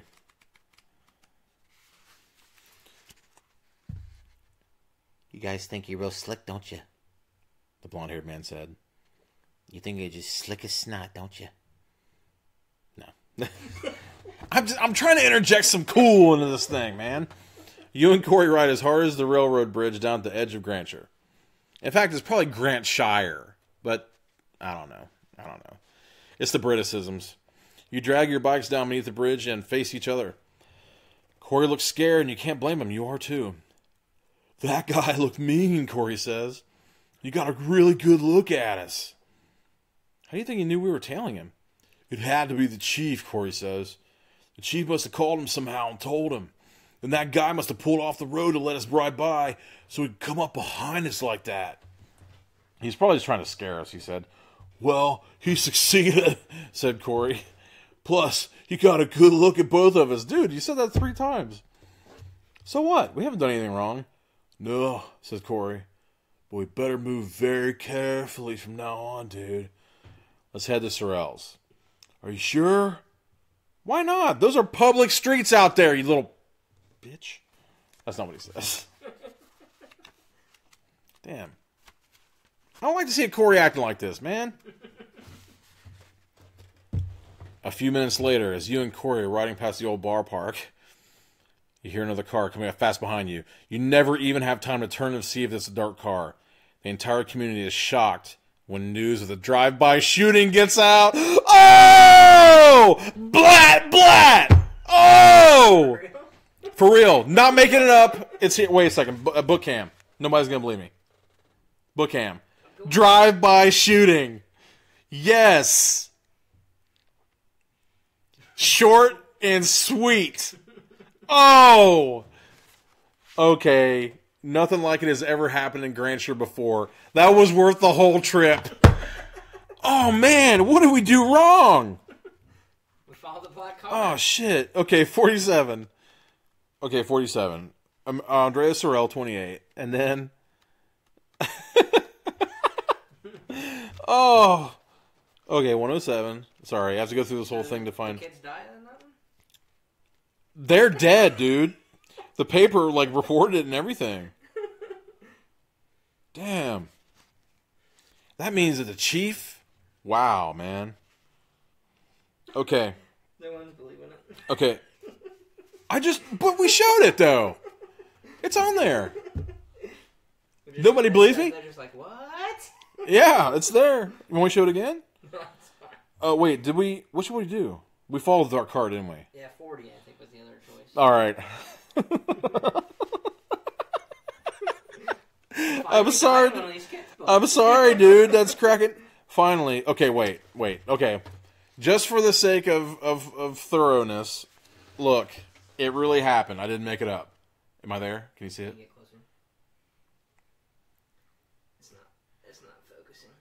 But they can see the car. Okay. Well, yeah. Wow. That is I can't believe it. I mean, it's not gory or anything, but I just wasn't expecting that. That totally, yes. Finally. All right. Okay, so now we're going to Sorrell's house, I think. He convinced Corey to forget about the dark car and continue on to Frank Sorrell's house. When you get there, you're not too surprised to see a Grandshire police car parked up next to the street. Ride past the house, he said to Corey. Act natural. He nods. The two of you pass the cruiser around the corner. Then you stop, and Corey pulls up beside you. I don't think we want the Grandshire police to know we're visiting Andrea Sorrell, he says. No problem. I know this neighborhood like the back of my hand. Follow me. You slide your bikes into some bushes, glance right and left, and disappear between two houses. Turn to page 108. And now, I was talking shit before, but now I'm not so sure. I'm not so sure that anything isn't going to happen now. Book him on this. I think this is the famous Andrea Sorrell. Looking rather spiffy. She kind of... I think they're going for like a Mary Tyler Moore thing here. Following Corey, you soon discover that he knows this neighborhood well enough to know there's a deep ditch running between the backyards of the houses. Keep your head down and follow me, he whispers. A few minutes later, you and Corey poke your heads above the rim of the ditch. That's the place, Corey says, nodding at the white clapboard house with dark green shutters. You notice that the lawn has grown scraggly in the days that Sorrell's been missing. I bet that's a sign he didn't take off on his own, you whisper. Most people would arrange to have someone cut their lawn while they're away. Probably so, because in Rising Sun, anyone who lives down here knows that if it's up above a certain amount... Then again, I mean, it depends on if your neighbors call or not. Obviously, I've been the victim of this. If anyone says anything and it's above a certain line, you don't know what it is. They don't tell you what it is, whatever it is. If it's over that and somebody decides to call on you, then, even though there are, derelict cars everywhere and, all these houses that are about to fall down around people's ears and fire traps. But, inch and a half grass. They're coming to get you. They're coming to get you. Priorities. Corey nods. Then he elbows you and points to the house's kitchen window. There's a woman inside, looking out at you. She disappears from sight for a moment, then the back door opens. Just a little. She's done this before. Ducking from one well-trimmed shrub to another. I don't know what that's supposed to mean either. You and Corey make your way up to the house. The back door opens. Oh my God! It just keeps handing him over. I just can't let it go. I'm Andrea Sorrell. says the woman who lets you in. She's tall and attractive, about 30 years old with black hair. You introduce yourselves. Miss Sorrell, you say. We think there's something funny about this mall project. You want to hold full Shatner on? Full Shatner. So do I, she says. Come on in and let's talk. Turn to page 36. I've read books about this kind of thing. Sitting in Frank Sorrell's kitchen, you tell Andrea what you saw behind the Grancher market. It must have been someone from the CYOA Corporation, Andrea says grimly. They're the mall developers. They build these things all over the country. They'll bulldoze anything and anyone that gets in their way. That's why I'm so worried about my dad. You would have thought she said father. She just seems like the type, right? There's one more thing you say. You tell her about the dark car stopping it. Why can't they just say black car? Right? I mean, they saw it in the broad daylight. They don't know what damn color it is. Dark car. I mean, they know what a sedan is, and they know what passing envelopes means. Don't know the color of the car. She says. Wait here a minute. And she goes upstairs. Oh, boy. A few minutes later, she comes back down. I just called the town clerk, she says, you and Corey. Belleville Transport was bought by CYOA Corporation just last month. Page 98. These kids are like looking for the money men. It's so weird, man. It's for the meat of the story. I mean, I'm not so sure that this story would have degraded anyway if they would have made them adults doing all this stuff. It would make more sense, I think. Yeah. Besides riding the bikes. What could it mean? Corey asked Andrea. Why would the CYOA Corporation buy a dinky local company like Belleville Transport?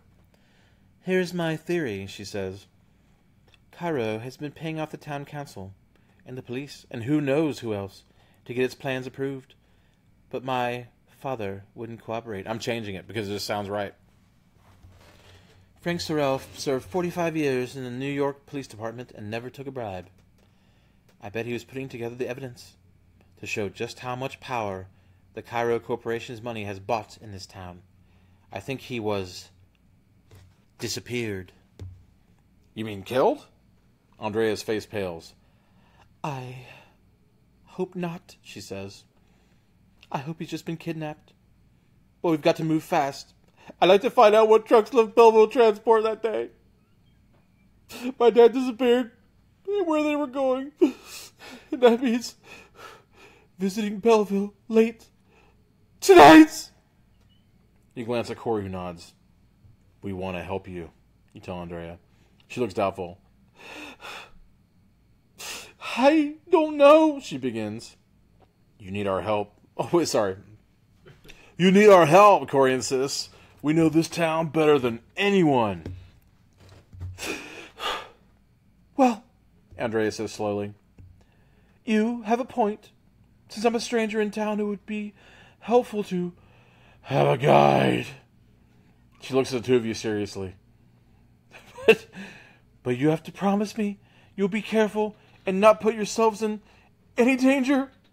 You and Corey nod, like she gives a damn. Maybe she does. She's. It says she was like in her 30th. Late that night, dressed in dark clothes, you and Corey lead Andrea along a path through the woods near Belleville Transport. When you reach the edge of the lot, you hold up your hand. Corey and Andrea come up behind you. He's like doing like military signs and stuff. You point ahead to a square one-story building. The trucking depot is silent.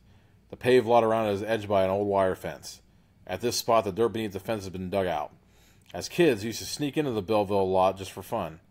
The three of you crawl under and then stand up on the other side. Dude, I bet Kale's pissed. She totally got left behind for all this action. One of you stay here as a lookout, Andrea whispers. The other one, come with me. Corey looks at you. What you want to do? If you want to stay outside as lookout, I guess that this question is actually aimed at the protagonist. If you stay outside as lookout, turn to page 42. If you go with Andrea, turn to page 45. 42, 45, they're very close together. Could it mean doom? Could it mean further boredom? I doubt it. I don't know. I honestly, I'm not putting anything past this story now. I was not expecting a drive-by shooting, even though that didn't happen in the current timeline. So, you never know. They might go out for cake and ice cream or something. I don't know. So, if you want to stay outside of the lookout, go to page 42. If you go with Andrea, turn to page 45. I guess staying outside as a lookout, that could be fairly exciting, but you wouldn't know what would... Although, if you stayed outside, that could leave them open to be kidnapped. Or shot. Or held hostage. Yeah, like that. They could get real good. I don't know. I'm not sure. I'm not sure which one would be better. Going in? First go with Andrea. Andrea is 45. Yeah, 2 for 45. Staying on outside as a lookout is 42. So, anything can happen. Honestly, now, anything can happen. Maybe, I don't know, man. Maybe they're just luring you into... Another drive-by shooting if you stay outside. I mean, that's gotta be... I don't know. I don't want to take it... I don't know. I don't want to take it for granted. Because I definitely wasn't expecting that. And I guess they did say somewhere in here, murder, kidnapping, like bribery and stuff. So, I don't know, man. I was really... I thought that it was timid. It was a really tame story until... Until shots were fired. Until, I mean... 187 on these 2 children, man. I was not expecting that. And especially the way that they described it was totally cold-blooded, where, like, you know, the dark car rolled up and the newspaper had never ever before, you know, printed a story about 2 kids getting drive-by shot. It's like, oh! Yeah, that made this whole thing worthwhile. Hopefully there's some grisly shit that's going to happen here. Maybe there's like a cement pit. Throw Andre in and then threaten to throw Corey in. That'd be cool. Or the other way around. Throw Corey in and threaten to throw him. But he's known Corey longer. Andre is like new on the scene. She's an older woman. It just would never work. It just wouldn't. She's way too old. The choices are stay outside to look out, page 42, or if you go with Andrea, page 45. Just 2 on Andrea? I mean, I'll go with Andrea too. But... Okay. Let's wait a little bit longer to see if anybody goes for the lookout, I guess. But, I mean, that's such a passive role. It's only action going in with Andrea on this thing. Because, I mean, Bellevue Transport, did they say that they... Is this the same time when did they already see him? No, I don't think they even see anything yet. They're just going to transport. Like, there's no... I saw the trucks, didn't they? They went to her house? I don't think they followed anyone. I think they just went to Belleville Transport. So that's weird. They're not even talking about the dark car being there. So I'm not sure. I mean, I guess at this point we're probably going with Andrea, right? Wouldn't you say? Yeah. Let's go. Oh shit! There's a lot of page. No! Okay, we're going to page 45. I'll go in with you, say it, Andrea. All right, she replies. Corey, you stay here and keep a lookout for anything suspicious. Give a whistle if you see anything. Okay, Corey replies. Good luck in there. You and Andrea head for the building, moving as quickly and quietly as possible. You notice there's only one truck parked in Belleville Transport's darkened lot. You hold your breath while Andrea takes out a small hacksaw. All right. And cuts open the padlock on the building's back door. You wait for an alarm, but you don't hear anything. This kid is so streetwise. He lives in freaking Vermont, or wherever they're at. I don't know. Rising sun, right? Rising sun.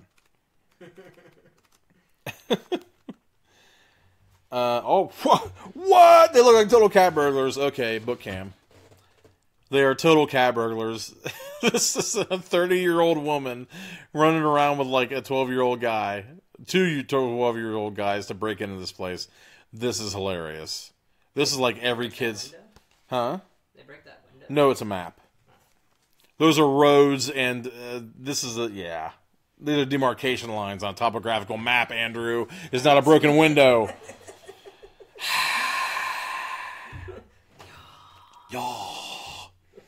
You follow Andre into a darkened building. Your pen-sized flashlights throw a little disc. I'm glad they stopped at the spy shop, too. Throw little discs of light on the walls. You find the main office, a small room with a window overlooking the loading area. The office contains a single, battered file cabinet. Andrea drops to her knees. Huh? Oh, and starts to rummage through the files. Sorry. It's not my fault. Okay? You hope she finds something quickly. Instead, she curses softly. Shit. These files are a mess, she says. Andrea, look at this. You've noticed a large wall map showing this part of Vermont. Certain roads have been highlighted in pink, yellow, and green marker. They lead from Grantchester to Burlington, Montpelier, Middlebury, and other Vermont cities and towns. And also off to New York State, Canada, and New Hampshire. It's Belleville's route map, Andrea whispers. Right, now look at this. Turn to page 14. What are you looking at, Jimmy? Several of the Belleville transport routes marked on the map converge at a tiny spot in the country. A place called Woodard's Mill, about 30 miles from Grantchester. What's that?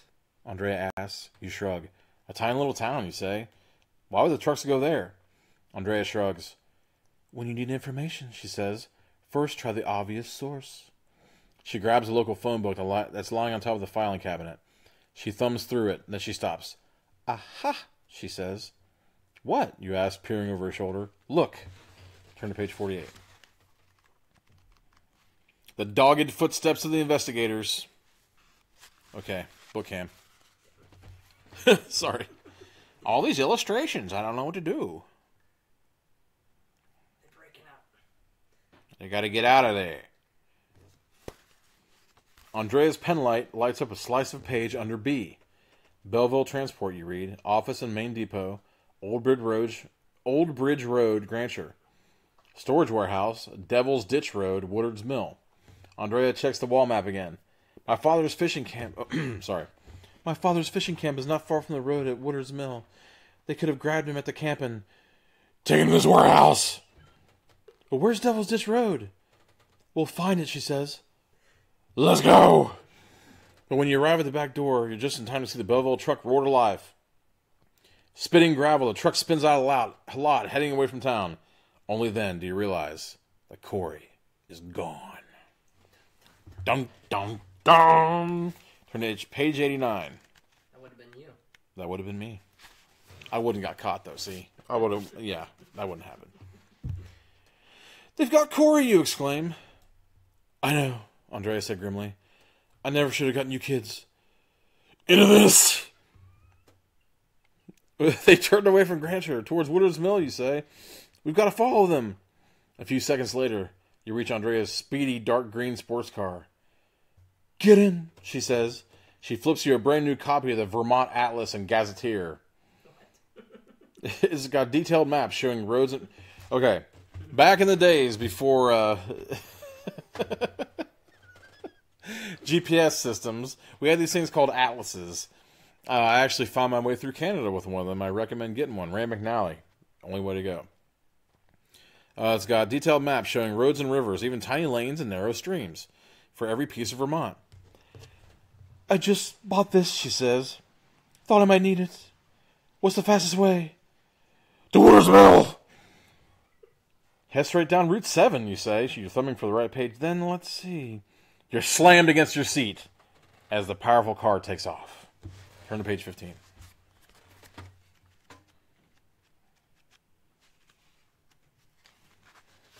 You found the right map in the Vermont Atlas. You study it with your pen light. Okay, you say to Andrea. Go down Route 7 to Newcomb Crossing, then turn east on 74. Woodard's Mill isn't far from there. And I see Devil's Ditch Road right here on the map. You're the navigator, says Andrea. She pushes the car to 50. Wow. 88 miles per hour, Monty. The speed limit on Vermont two-lane highways. Now the powerful vehicle surged to 60, then 70. Soon you're doing 75 miles per hour. Andrea, you say, what if we get stopped? What if we go back in time? I don't trust the Grancher cops. That truck has a head start, she says. Your friend's life might be at stake, and my father's too. But if you live around here and you know these roads, and you think we might be likely to get stopped, I'll slow down. If you agree with me that it's worth the risk, I'll get us there as fast as I can. You tell her to stick to the speed limit, go to page 59. You little yellow-bellied coward. If you tell her to keep speeding, you wild bastard, go to page 68. I'm going to say speeding. Of course. Of course. Although, if you don't speed, something dastardly might happen, though, too. You're going to get pulled over by the cops. You might get rear-ended. What if you get pulled over by Chief Turner? We will. And that accent that I totally forget what I was doing for him. All right. Who's going the speed limit and who's speeding? Who is breaking the law? All of you. It's got to be all of you. I know every single person is going to be speeding.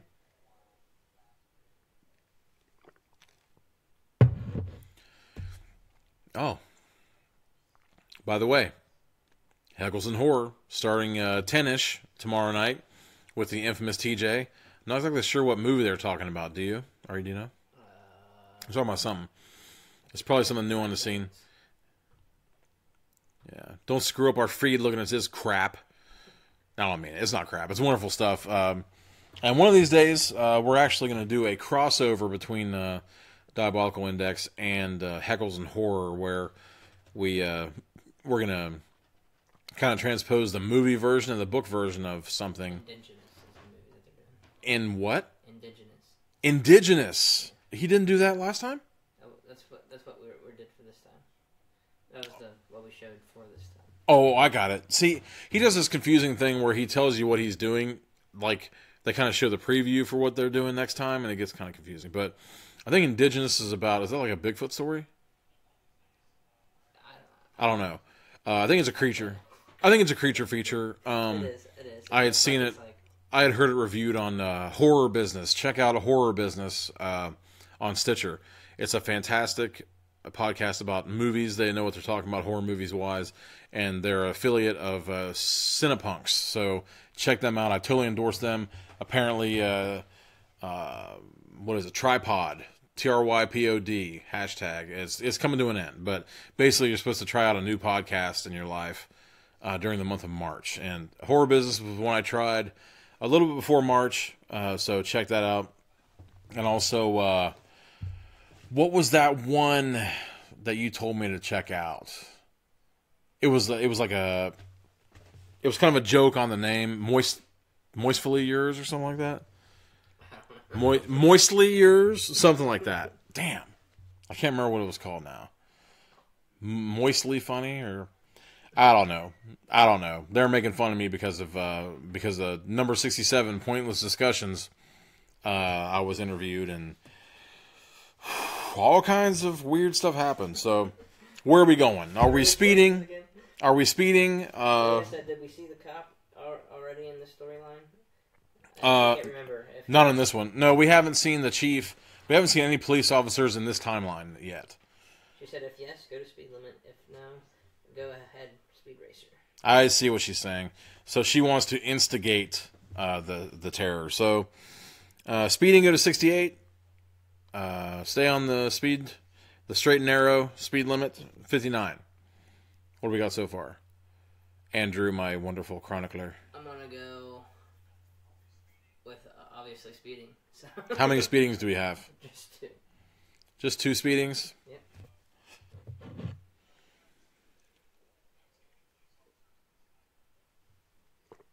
Oh, man. I need to start getting some lemon drops down here or something. I'm losing my voice today. Almost 2 hours already. What? 1:45 is where you're at. Oh, my God. I thought we were moving faster. What in the heck? We were on time, man. That's what it is, man. So it's 11 o'clock? It's 10:48. Yikes. Okay, let's go speeding. I guess you better keep speeding, you tell Andrea. We got to catch up to that truck. You got it, Andrea says. The high-powered car continues to hum along the curvy road as if it's riding on rails. You hardly know you were going 75 miles per hour. This is a sheltered kid. In the darkness, you glide past a farmhouse and 2 barns. Suddenly, you spot a car parked along the shoulder of the road. Uh-oh, you say. You turn and see that the car is pulling onto the road and speeding after you. See, Yelena was right on. If you hadn't met a cop yet, you're going to now. A second later, a siren begins to wail and the blue police lights flash on the car's roof. Andrea sighs. As she pulls the car off the road, she says to you, "It's okay, just a ticket. We'll be rolling again in 5 minutes." You watch the car pull to a stop behind you. You see the officer talking on his radio. After a long minute, he steps out and approaches Andrea's car. But instead of coming over to the window, he steps back and puts his hand on the heel of his gun. "Open the door slowly, please," he tells Andrea. "You're under arrest." Turn to page 34.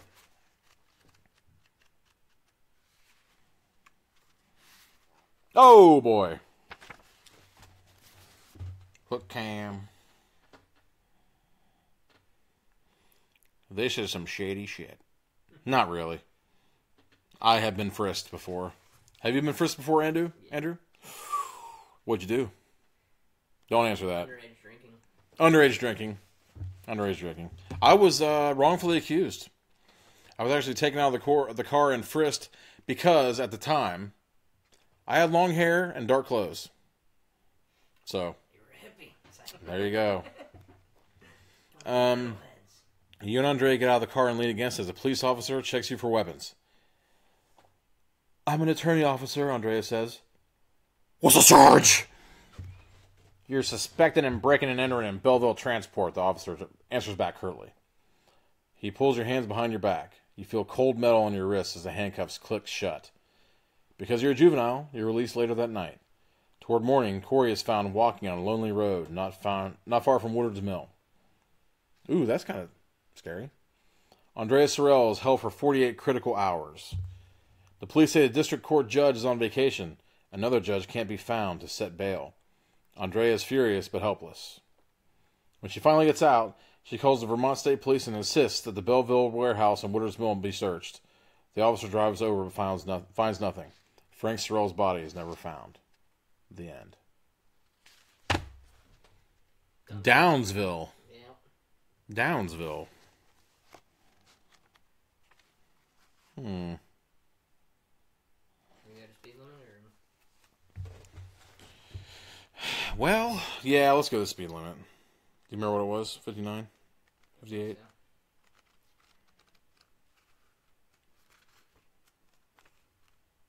Let's play it safe and stick to the speed limit, you tell Andrea. Give us time to come up with a plan.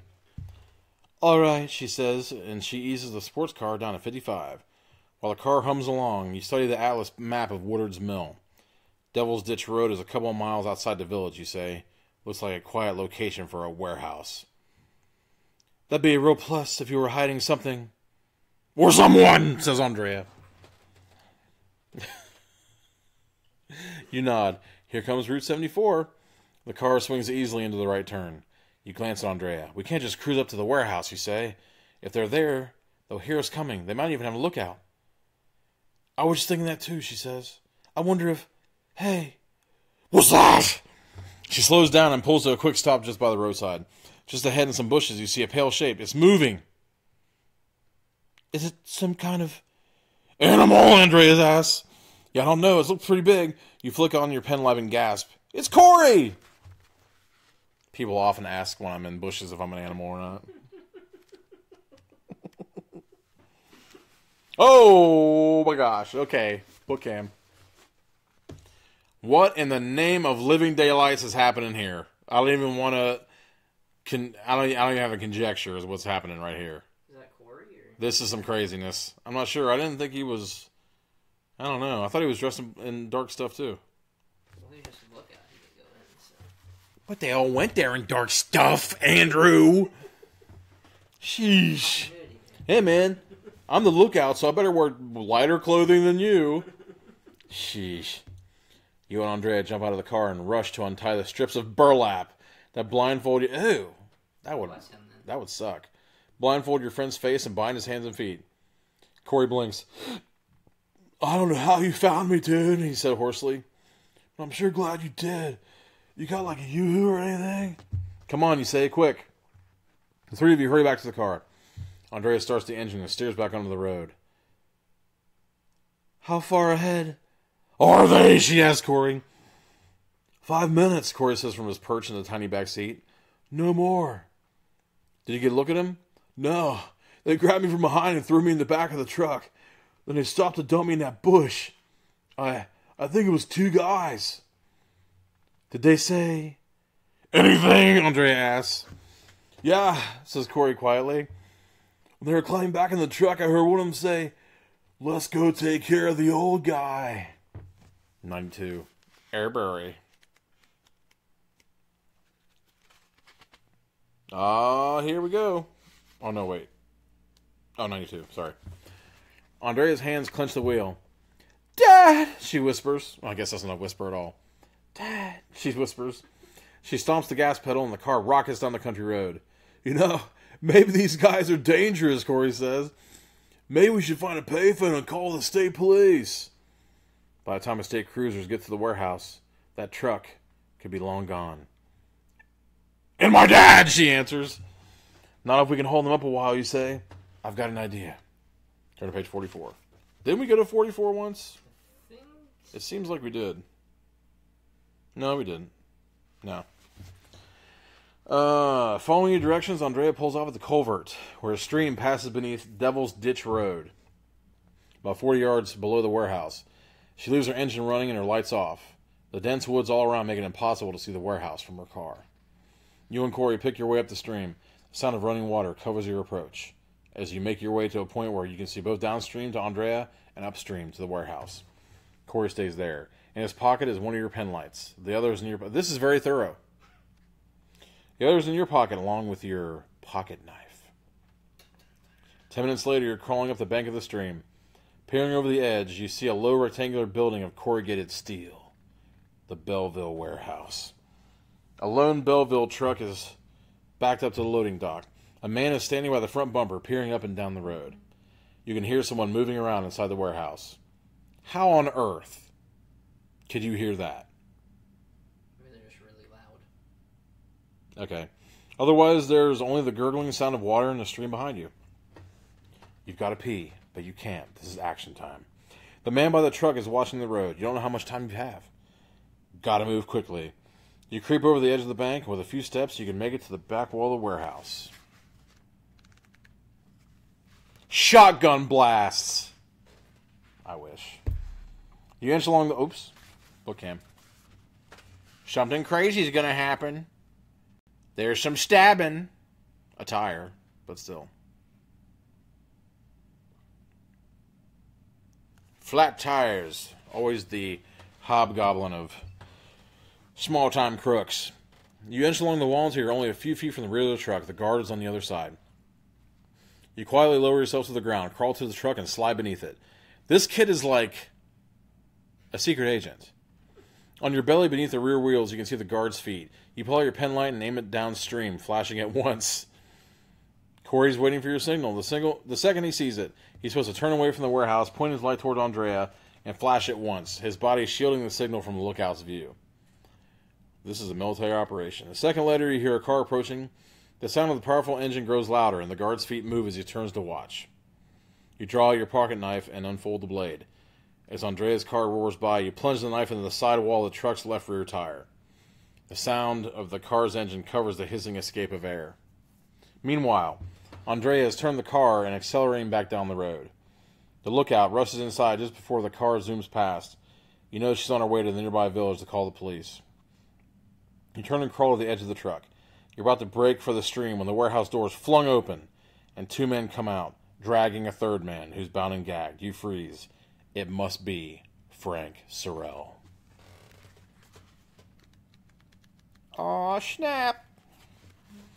Frank Sorrell's bound feet scrape on the ground. I did that before. There was a kid who broke a glass table at a party and I drug him down the steps. Jesus. Oh, he was being a real asshole to the hostesses of the party. He called them every name in the book. He was really drunk.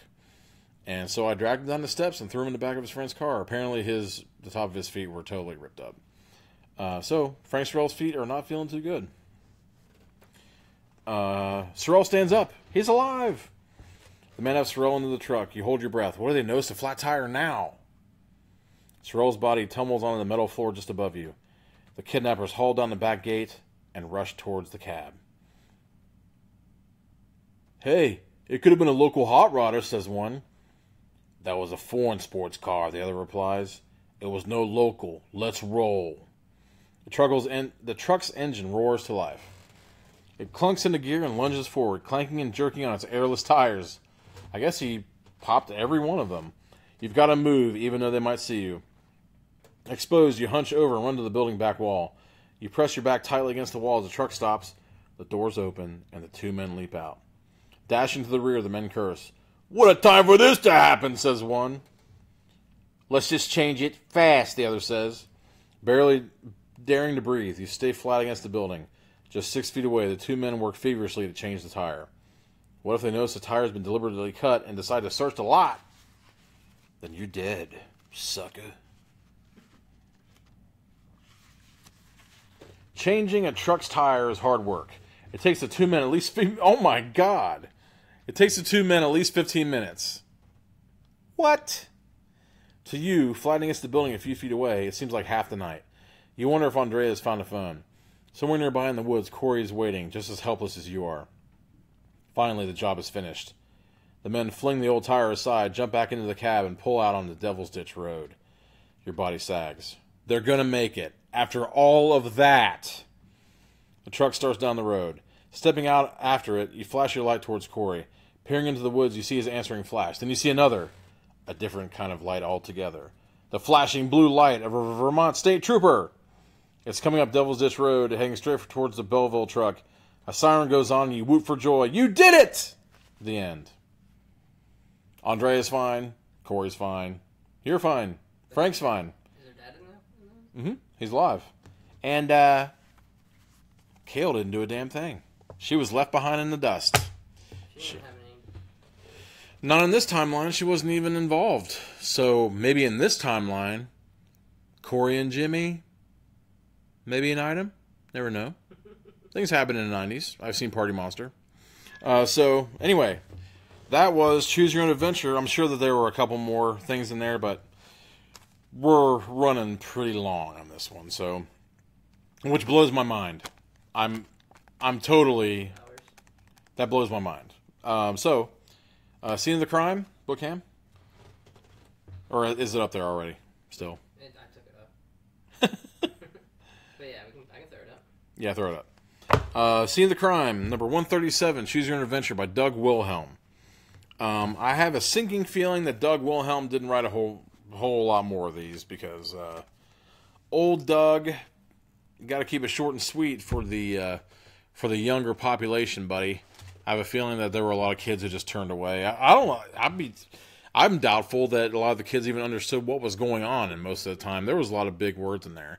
So, I don't know. I had fun just because I have fun doing this. But anyway, yeah, Diabolical Index stickers. Come and get them while they're hot. I got about 250 of them, so there ought to be enough for all of your conveyances and your trapper keepers, laptops. I've seen people put my shop ones on the back of their phones and everything, so you can put them anywhere. And they're really tough. I recommend to go to stickerguy.com. They're totally fantastic over there. Really good work. I've never had anything that come out any different than the stuff that I put in there and send over. So they're really, really nice. They're really tough. And you can even see the wand, huh? Do a book cam of it? Yeah, let's do a book cam of it. You can even see the little wand in the squirrel's hand, which I thought was way too faint to see. So these turn out totally wonderful. And so anyone who wants one or two or 5 or 10, just let me know. And if you want 10, I'd appreciate a self-addressed stamped envelope or something, but just let me know. But yeah, that was the Diabolical Index for Monday, March 26th. Let's see. Heckles and Horde tomorrow night, 10 p.m. We have a little bit of a sparse schedule this week on the Magic Scroll Network, but things are happening. Sometimes there are impediments to moving forward, but there might be some new things coming The Deplorables, if you haven't heard of that, it's because it's been kind of on the down low, but keep your eye open for that. It's going to be something. Why don't you bring some to when you go recording tomorrow? Yeah, I'm going to... Oh, is he asking? Yeah. Yes. I don't want to be dumb and do what I did last time, so I'm just going to say yes. I'll bring a few. But, yeah, Heckles and Horror and Neo Rage on Friday night. Is that right? Late night... What's he call it? Late night vintage? Classic. Late night classic. And what did he take on this last time? I was hoping he would go for like Dig Dug or something, but I think is he still on Final Fantasy? Although he did Parappa the Rappa the other day, and I'm really sorry that I missed that live because Parappa the Rappa, that was a lot of fun. I remember doing that a lot in various states of inebriation. So Elena said she's regretting her enthusiasm for this one. I give it 3 garbage trucks and a drive-by. Whoa, Elena gives this 3 garbage trucks and a drive-by. Hopefully she means the book itself and not my performance. Not exactly sure why Andrea had that weird Tourette's thing that she was doing, but it was a lot of fun. So, Diabolical Index, beware your human heart, and thank you very much for tuning in as always. This is the 4th non-entry, and next week on Monday night I will be presenting my take on 2 books that will deal with invasion and from within and from without, and I'll let you know what they are later on next week, just to keep that suspense up. What could that possibly be? Invasion from within and invasion from without. It's a slight stretch, I guess, but I was trying to think of something that contrasted and paralleled with them. So there you go. You'll see what I mean, maybe. But as always, this is Diabolical Index and Magic Squirrel Network. Keep it squirrely.